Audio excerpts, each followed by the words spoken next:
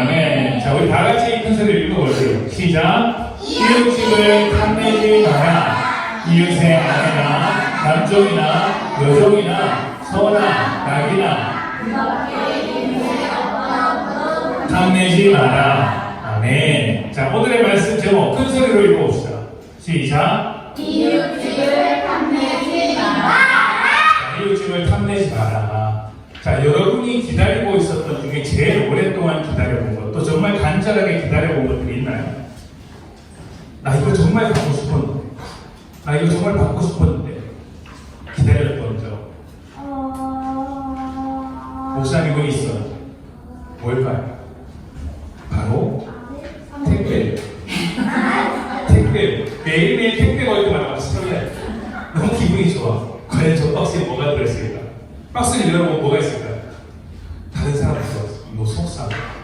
내 물건이 오면 얼마나 기분 좋아.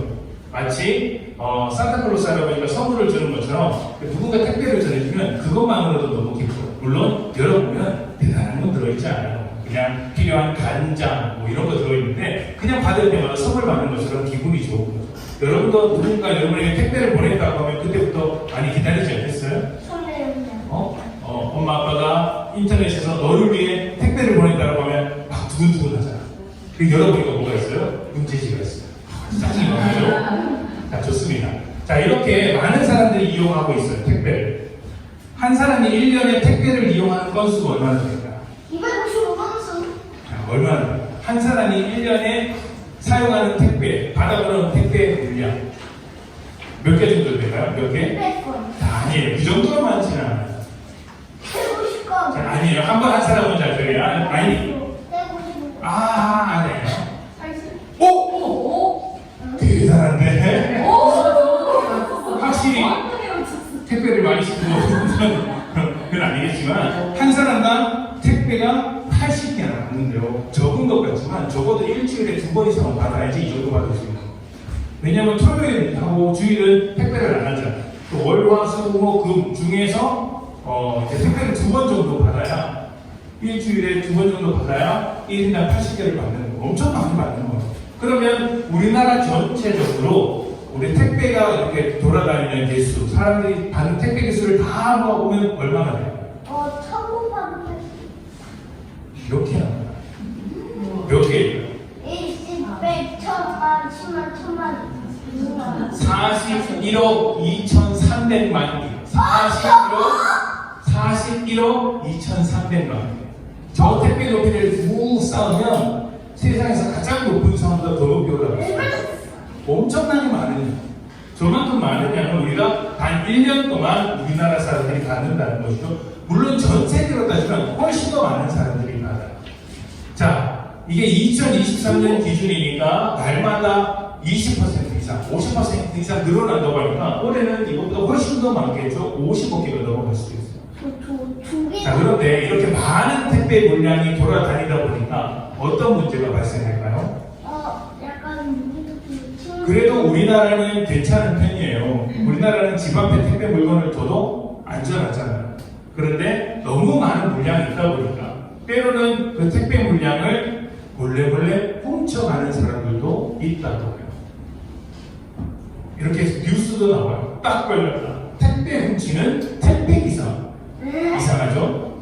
그러니까 택배 기사가 자기 물품을 배송하면서 다른 회사 물품을 가져가요. 훔쳐가는 거죠. 기사를 딱 걸렸어요.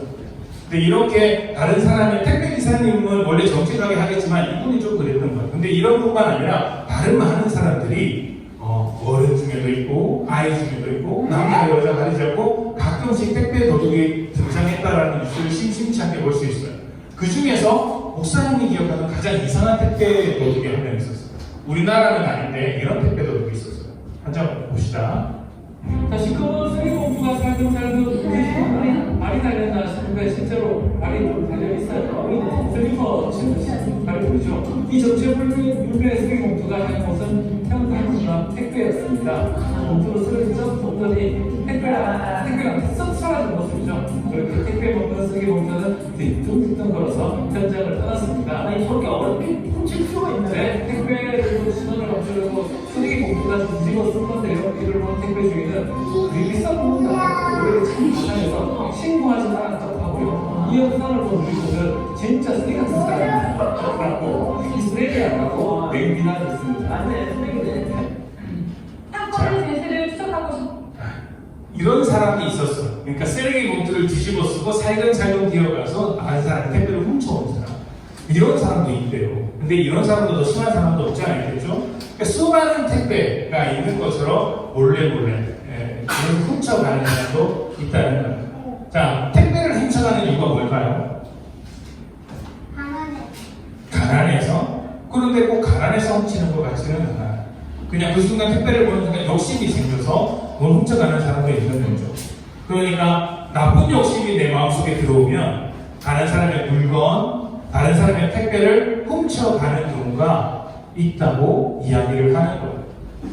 자, 그런 사람들은, 나쁜 욕심을 가진 사람들은 저 물건을 내가 갖기만 하면 더 행복해질 거야.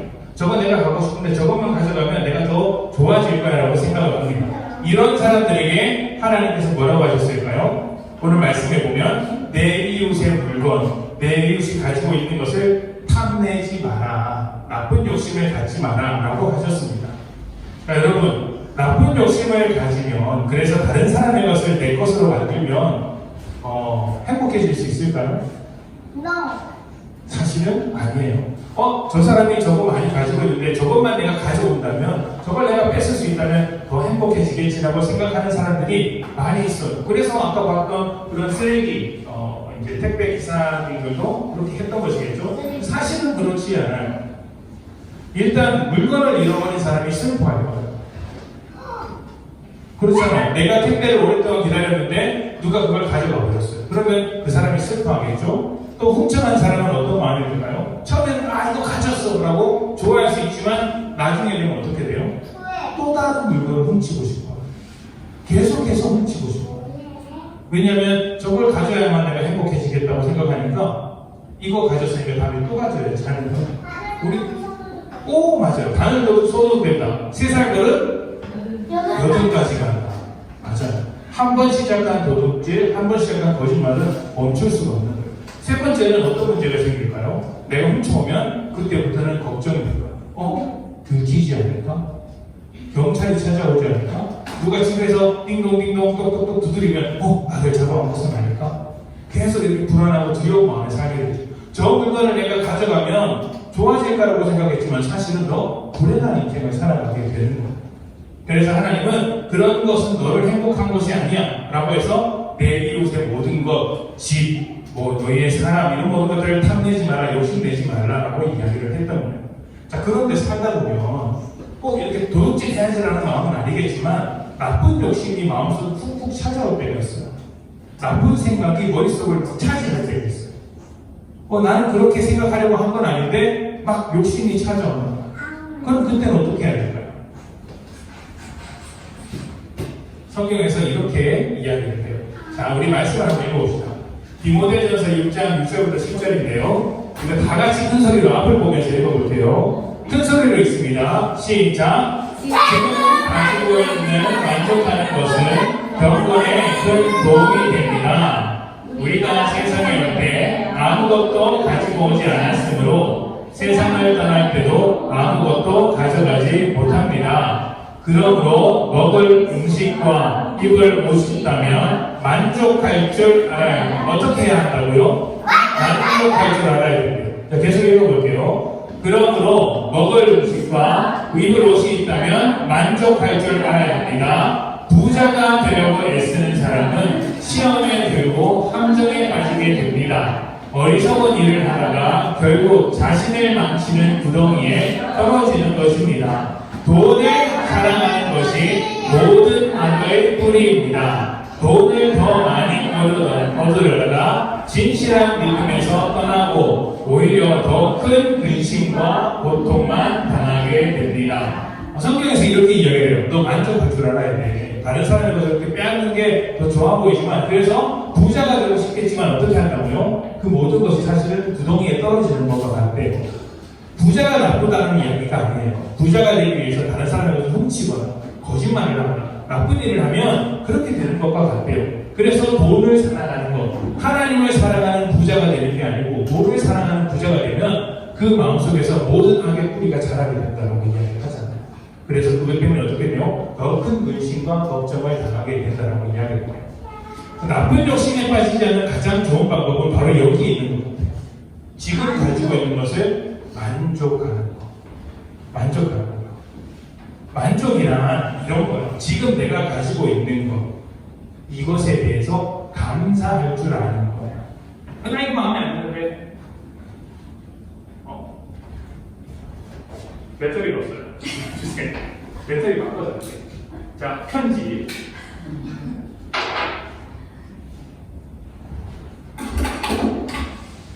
자, 만족. 여러분은 만족하지 않은 것들이 있어요? 많이 있는 것 같은데.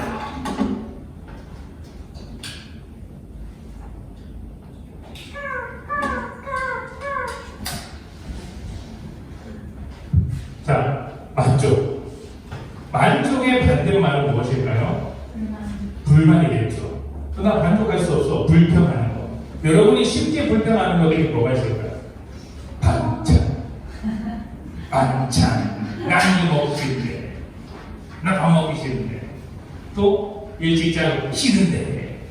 나 더 놀고 싶은데. 잠자기 싫은데. 엄마 몰래 일어나고 싶은데. 공부해라 싫은데. 나 싫은데. 내 마음대로 살 건데. 이런 불평들 가지고 있을 때 어떻게 해요? 만족할 줄 알아야 한다.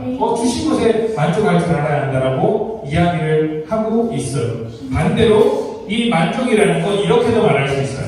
지금 내게 주어진 것, 지금 내가 갖고 있는 것에 대해서 어떤 마음을 가지는 것일까요? 감사하는 마음을 갖는 거예요. 감사는 나쁜 욕심으로부터 우리를 구원해주는 힘이 있어요. 감사하는 사람이 훨씬 더 행복하다. 많이 갖고 불만을 갖고 불평을 하는 사람보다 감사하는 사람이 훨씬 더 훌륭하다, 훨씬 더 행복하다라는 결과도 있어요. 조사를 해보니까 감사를 자주 하는 사람일수록 더 행복하고 더 성공한다라는 결과가 아주 많이 있어요. 감사는 어떻게 해야 될까요?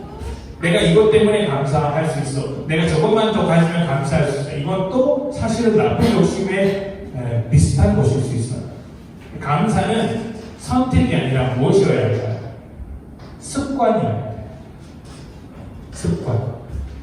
감사하지 못할 것 같은데 당연한 거 아니야? 라고 말하는 게 아니고 그 당연한 것을 보면서도 항상 습관적으로 감사합니다 말할 수 있는 사람이 다른 사람보다 훨씬 더 행복할 수 있어요. 나 감사하지 못할 것 같은데 라고 말할 수 있어요. 그러나 그것을 감사할 수 있는 사람은 다른 사람 모두가 불평하고 불만을 가져도 나는 새롭게 바라볼 수 있는 거죠.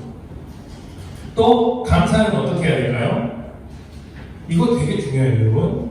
두 번째가 아주 중요해요. 감사는 누구에게 해야 된다고요? 사람에게 해야 돼요. 이게 무슨 말일까요? 자, 여러분이 생일이면 감사해요, 안 해요? 왜 감사해요? 왜 감사해요, 생일인데?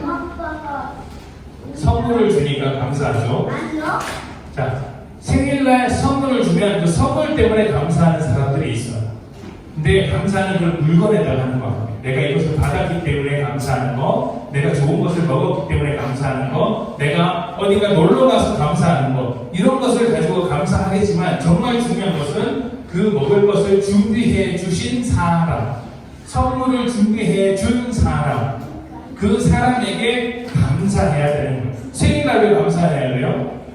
내가 축하받는 날이기도 하지만 나를 낳아주신 부모님께 어떻게 감사해야 돼요. 이 감사를 잃어버리면 생일은 전혀 기쁜 날이 아니에요. 오히려 내가 마음에 드는 음식을 먹지 못했다고 해서, 내가 원하는 선물을 받지 못했다고 해서 불평할 수가 있겠죠. 그러면 행복한 생일이 될 수 없을 거예요. 감사는 습관적으로 해야 되고 사람에게 해야 돼요. 자, 마지막으로 감사는 어떻게 해야 될까요? 구체적으로 해야 돼요. 나 감사해. 그래. 이게 아니고 무엇 때문에 감사한지 상대방에게 정확하게 표현하는 게 중요해요. 네가 이런 것을 해줘서 고마워. 사실 선물은 마음에 안 들 수 있어요. 받은 선물. 그러나 어떻게 해야 돼요? 그 선물을 준비해준 마음이 고마워. 또 누군가의 행동이 나한테 피해를 줄 수 있어요. 그런데 생각해보면 그 피해를 준 행동이 때로는 잘 해보려고 하다 되는 일도 많거든요.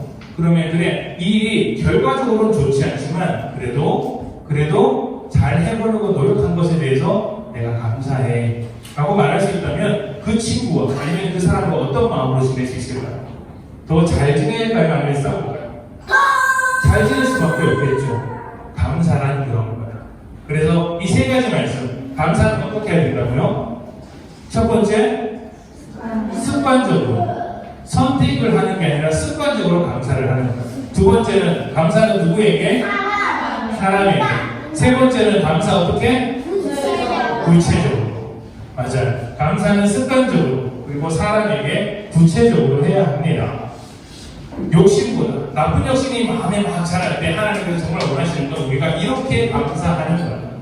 자, 혹시 여러분이 이렇게 감사하지 못하는 순간들이 많이 있겠죠? 지난 일주일 동안 여러분이 감사하지 못하고 만족하지 못하고 습관적으로 불평했던 사람들도 있을 거예요. 나 이거 마음에 안 드는데 그랬던 사람들이 이 자리에 분명히 있을 거예요. 지금 여러분의 얼굴이 눈동자가 흔들리고 있어요. 듣기에 네 엄마 아빠가 목사한테 이 얘기하는 거 아니야? 아니에요.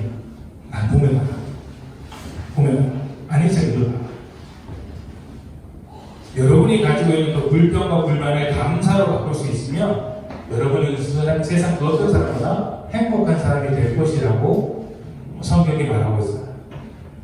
이 말씀을 꼭 기억하면서 나쁜 욕심이 자랄 때마다 가진 것에 대해서 감사할 수 있는 우리 친구들이 되기를 축복합니다. 네. 자, 우리 기도하겠습니다.